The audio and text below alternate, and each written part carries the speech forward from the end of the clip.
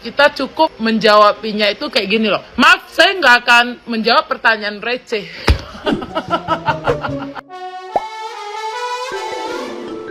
Hola netizen yang tercinta, Ernest Prakasa ikut menyoroti debat Cawapres pada Minggu 21 Januari 2024. Sorotan utamanya ada pada sikap Gibran selama debat berlangsung. Isi hati Ernest Prakasa diutarakan lewat X. Ada beberapa cuitan yang dilempar di X yang mana itu diduga merespon sikap dan ucapan Gibran. Salah satu yang ramai dibahas netizen yang budiman adalah cuitannya yang berbunyi, "Songong banget lu Cil, emang negara punya bapak lu." Ya begitulah cuitan Ernest. Pernyataan Ernest itu diduga berkaitan dengan sikap Gibran yang dianggap tidak hormat kepada Mahfud MD. Ya, Gibran berlagak mencari sesuatu di atas podium debat di sesi merespon jawaban Mahfud MD. Terjadi momen hening karena Gibran hanya celingak-celinguk mencari sesuatu sampai akhirnya berucap, "Saya lagi cari jawabannya Prof Mahfud." Tidak hanya cuitan itu yang dilontarkan Ernest di X, ia kemudian memposting cuitan lain sembari merespon video yang memperlihatkan aksi Gibran mencari jawaban Mahfud MD. Gibran bukan debat, dia lagi nyetok konten buat di TikTok. Ya, begitulah sentil Ernest. Di cuitan lain, Ernest juga menuliskan kalimat seperti, "Anak sekecil itu berkelahi dengan Mahfud."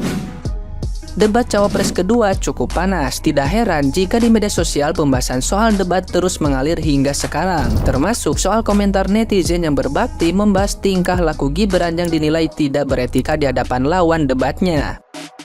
Nah, gimana nih menurut netizen yang terhormat? Silahkan berkomentar ya. Debat Cawapres malam ini membongkar bobrok para pejabat, mengorek-ngorek kudis para pejabat. Iya kan semua yang dipaparkan mereka, Mahfud, Caimin, dan Samsul Gibran, semuanya membongkar bobrok pejabat ini semua. Gak ada guna buang bertriliun-triliun uang masyarakat menggaji kalian pejabat. Semuanya udah kebobrokan, udah kalian bukakan di debat Cawapres. Perampasan hak masyarakat, perampasan hak adat istiadat. Ada pula dibahas pula rempang si Caimin sama si Mahfud MD. Lupa kalian membahas itu. Pasar induk yang digusur. Lupa. Katanya pula semua data 2.500 orang yang sudah mengobrak-ngabrik aset negara. Itu pekerjaan pejabat, nggak kerjaan masyarakat. Jadi intinya kalian tahu ya, dengan mendengar debat Cawapres ini, intinya masyarakat di seluruh Indonesia susah, menderita, miskin gara-gara pejabat. Titik, itu yang ku tahu. Perampasan tanah adat yang ada di seluruh Indonesia, khususnya di Batam, udah terbuka mata masyarakat kan, semuanya kerjasama. Pejabat dari oknum-oknum kejaksaan, oknum penegak hukum, oknum kepolisian, semuanya kerjasama untuk menyiksa, menzolomi, menghancur babak belurkan perekonomian masyarakat ini di Indonesia. Aku nggak yakin kali siapapun terpilih jadi capres atau ataupun capres ini, nggak teryakin kali aku itu bisa dibenahi kalau itu oknum yang dari atas semuanya nggak dibabak belurkan undang-undangnya. Seharusnya undang-undangnya kan aja, biar jangan lagi asik 2019 2023 pemerintahan Jokowi semua dibongkar pun nggak ada yang beres, nggak ada yang kena. Karena apa? Undang-undangnya nggak ada yang menancapkan ke atas, cuma menumpulkan ke atas saja semua. Udah jelas-jelas menghancurkan, menyiksa, mencolongi masyarakat. Udah jelas-jelas mencuri, merampas aset negara. Paling dihukum 2-3 tahun penjara. Nggak dibongkar habis, nggak diambil lagi, dirampas lagi uangnya, dicurinya. Udah itu udah di penjara pun nanti mondar-mandir, hilir mudik di penjara sampai ke hotel berbintang 5. Itu informasi yang kami dengar ya pejabat. Itu yang aku tahu. Yang pertama gue shout out dulu kepada Caimin karena beliau much better daripada debat yang pertama. Cuman menurut gue tetap ya yang oke banget, jawabannya substantif, alurnya enak didengar, terus penjelasannya masuk di kepala kita, nggak muter sana sini, tetap si Gibran, Pak Gibran, sorry. Yang kedua Mahfud, yang ketiga tetap Caimin. Ini gue berusaha objektif ya guys ya. Dan jujur gue menyayangkan strategi dari paslon 03 dari Pak Mahfud. Jujur gue ngerasa kenapa paslon 3 tuh punya strategi di situ, mereka nyerang Pak Pak Jokowi ya. Padahal gue masih nggak habis pikir gitu loh. Pak Jokowi ini nilainya bagus loh di masyarakat. Kenapa kalian masih merasa dengan strategi menyerang Pak Jokowi itu strategi yang bagus untuk menaikkan elektabilitas? Padahal setauku elektabilitas Pak Ganjar sama Pak Mahfud ini udah buruk sih. Dan nggak tahu ya, ini menurutku aja sih. Kemungkinan bakal lebih buruk lagi kalau semua tetap strategi dengan ini. Atau mungkin mereka nggak mau ya kayak Pak Prabowo sama Mas Gibran ini sekali putaran doang menangnya, karena ya ini kita harus serang juga nih Pak Prabowo sama Gibran biar mereka nggak menang satu. Mungkin kayak gitu. Nah jujur sama jalannya debat gue juga rada bingung ya waktu ada sesi pertanyaan ke paslon 1 dengan paslon lainnya. Itu kenapa Pak Mahfud sama Caimin malah diskusi anjir. Kenapa malah diskusi? Mereka nanyain kayak gimana menurut Bapak 9 tahun terakhir, bagaimana menurut Bapak A, B, C, D, E gitu. Bukan menanyakan tentang kebijakannya paslon A, B, C gitu, tapi malah menanyakan kebijakan presiden yang sedang berjalan sekarang gitu. Jadi di sini kelihatan banget ya Mas Gibran versus everybody, gue bilang ya. Mas Gibran versus Caimin, Mas Gibran versus Cak Mahfud, dan mereka ini kayak dua orang lawan satu gitu. Ya gitu lah guys, intinya gue udah bosen juga sih sebenarnya. Ya gitu deh.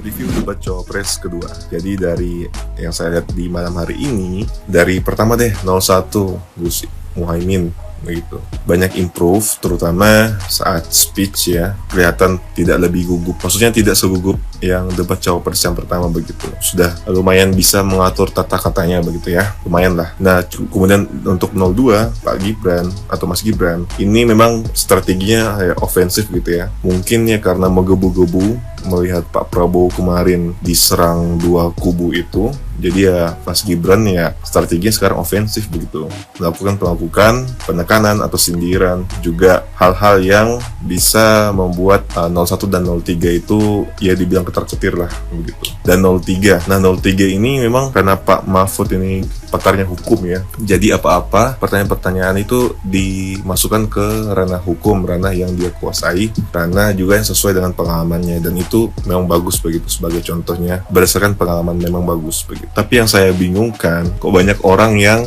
melihat, wah nggak bagus nih 02, merendahkan, wah etikanya di mana, ini saya sangat lucu ya. Mereka nggak bilang ini di saat debat Capres kemarin, saat Pak Prabowo dinilai 11/100, dan banyak hal personal lain yang diserang kepada Pak Prabowo. Jadi kayak kenapa kalian nggak muncul gitu loh dulu itu, kenapa munculnya sekarang, kenapa pas Gibran yang begini tuh mereka langsung vokal banget begitu, terutama di Twitter itu atau di X, coba kalian cek aja. Yang saya sayangkan juga begini loh, Mas Gibran ini kan di debat Cawapres yang pertama kan di underestimate ya, dianggap rendah gitu ya, direndahin baik tokoh-tokoh politik maupun pendukung-pendukungnya begitu, dibilang nggak kompeten, pelongo-pelongo, nggak becus dan lain-lain. Tapi kan di akhirnya dibuktikan di debat Cawapres pertama dia top performance. Nah kemudian di debat yang kedua ini ya dia juga mengeluarkan hal itu, melihatkan top performance-nya begitu, tetapi memang dengan strategi yang lebih ofensif begitu. Nah itu yang dinilai lagi jelek oleh kubu-kubu lainnya begitu. Saya bingung aja, mereka yang awalnya menganggap remeh kemudian diputarbalikkan faktanya,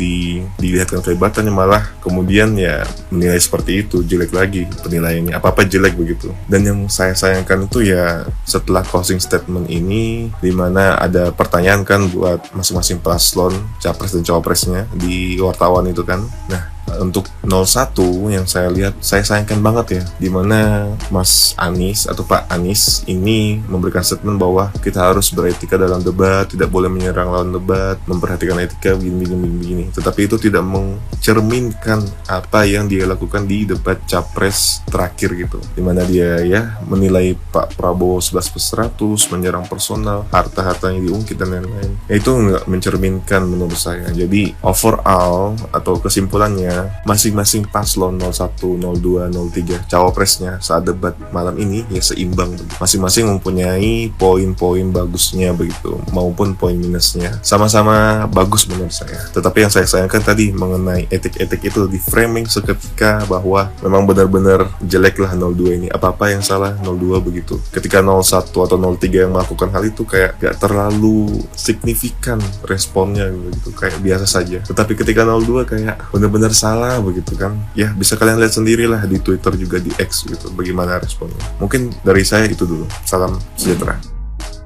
Untuk perdebatan cawapres yang semalam kita garis bawain ya, sekelas Prof. Mahmud ya, juga nggak bisa menjawab pertanyaan dari seorang Gibran gitu loh. Nah dari sini kita belajar ya, bahwasannya kalau misalkan kita nanti kalau ditanya-tanya tentang pertanyaan yang memang enggak kita cerna, enggak kita mengerti, dan kita nggak pandai untuk menjawab, kita cukup menjawabinya itu kayak gini loh. Maaf, saya nggak akan menjawab pertanyaan receh. Besok-besok aku kalau ditanyain orang dan aku nggak ngerti, aku keluarkan dan kulontarkan bahasa ini. Maaf, aku nggak akan menjawab, ini pertanyaan receh gitu aja. Dan boleh pakai bahasa ngambek gitu loh. Aduh, Mas Gibran, kocak habis ya kan tuh. Nomor 2, jiwa anak muda metal banget. Ini bener-bener anak muda ini, nggak bisa disentuh bener. Anak muda ini nggak bisa diprediksi apa yang dia lakukan besok ya kan. Apa yang lagi di otak dia dan apa yang akan di-kick dia nantinya ya kan. Ini anak muda. Kalau anak muda ini emosionalnya itu dia bisa nge-kick, dia bisa simpan dan dia balaskan nanti lu pasti kena itu di tangan gua gitu tuh. Kalau anak muda ya kan, nggak salah lagi. Kalau di Indonesia ini ya kan tuh, di Indonesia ini kita butuh seorang Gibran, kita butuh seorang Gibran, kita butuh seorang Pak Prabowo, si pemimpin yang nggak banyak berceloteh ya kan tuh, nggak banyak koar-koarnya, nggak banyak janji-janjinya. Kalau janjinya itu sesuai logika ya kan, nggak sampai membangun 40 kota setara dengan Jakarta. Ups.